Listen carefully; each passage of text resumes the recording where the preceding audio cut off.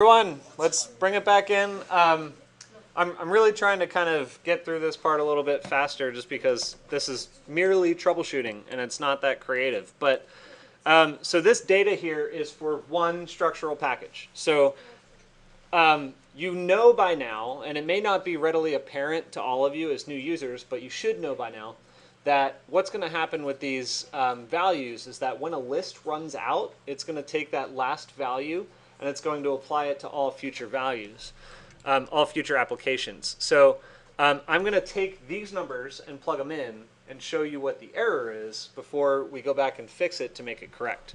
So anyway, so this is our structural package with a sky lobby. So I will go back up here to primitive, go to number, and plug that in. And I'm going to call this, I don't want to call it package A anymore.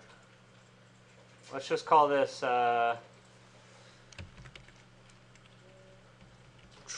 package floor to floor, I guess.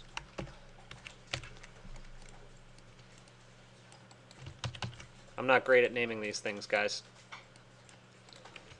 I'm going to do a wireless connector. And then I'm going to yank it over to where I was working before and plug it in and see what it does. So pull it down here. And so the function of this package floor to floor is to replace this placeholder 14 that I put in that didn't account for my sky lobby.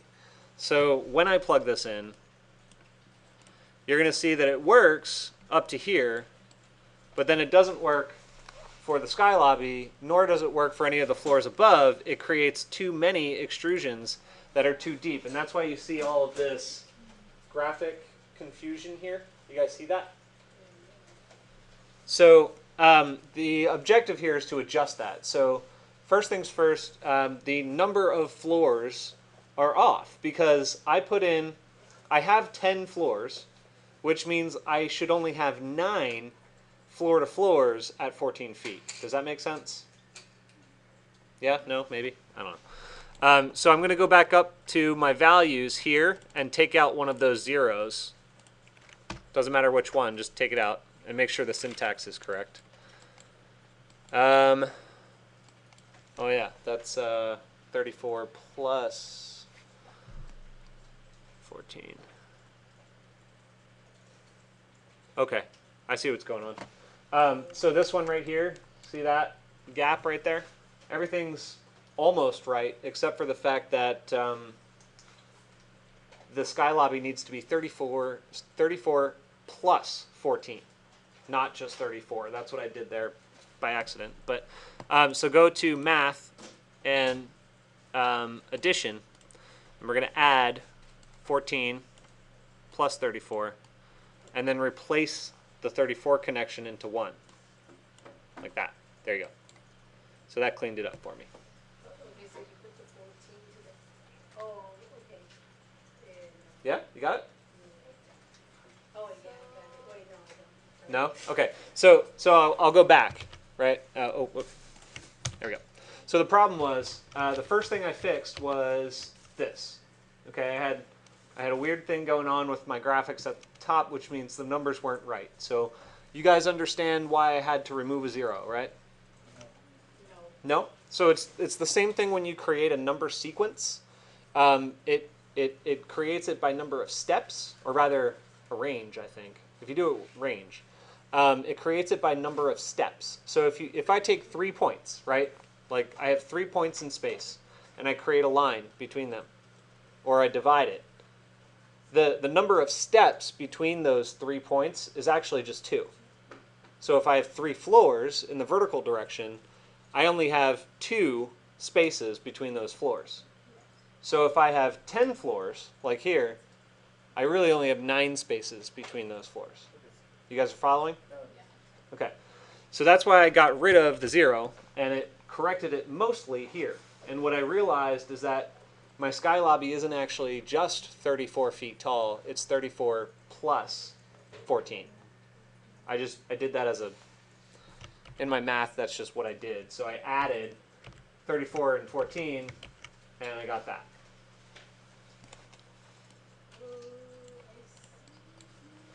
You're getting it now? Okay. So anyway, that corrected those values, and it fed that information back down to here, plug that in, so I don't need this anymore. You guys are good so far? I'll pause and troubleshoot. Okay, guys, if we have minor errors that aren't creating like major graphics and stuff, let me know about it, and I'll try to troubleshoot it real quick. But if it's not going to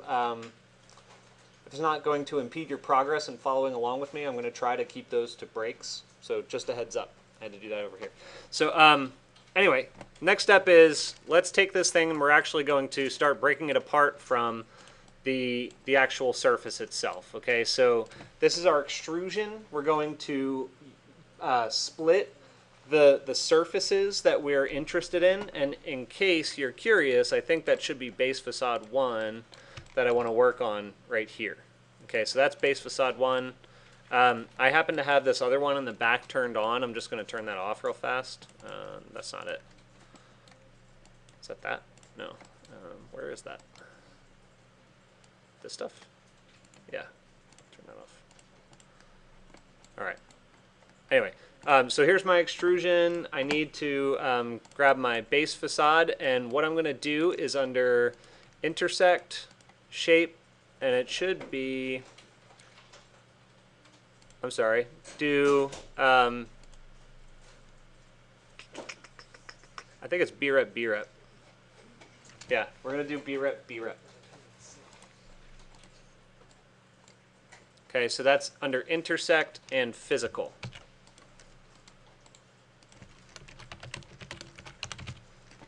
Oop. Now, what B-rep is going to do, this part's very important, and this is maybe why this works. I'm not exactly sure, because it's not all that different than what I did before. Plug this in, plug that in, and what that's going to get you is a top curve and a bottom curve for where this pancake, very thick pancake, actually splits that surface. Okay, so you guys understand what that's doing? Okay, now, the reason I think this works, and this is something I want you to understand for your future troubleshooting efforts, is I was able to recreate each individual surface based off of groups of 2 line-like curves. Okay? So with those 2 curves, I can very easily just loft them together and create a totally new surface from it. Rather than what I did with those 6 verticals, they were surface subdivisions, not surface recreations. Okay? You guys get that? So all I need to do here is under surface and freeform, I just grab loft, plug that in here, and turn off everything else that I've created so far, this stuff. And there are your surfaces. And the cool thing about those surfaces is they're perfectly aligned with my floor plates. So now, we're going to recreate some of the stuff that I showed you before. First, we're going to subdivide the surface, then we're going to reduce its domain. Let's start with the subdivision, and then I'm going to do the surface domain with another section in a moment. But you guys will all be familiar with this, and so I don't think I need to pause for it. Just go to Utility, we're going to do an ISO trim, and then under Math, Domain, we're going to do a divide domain squared.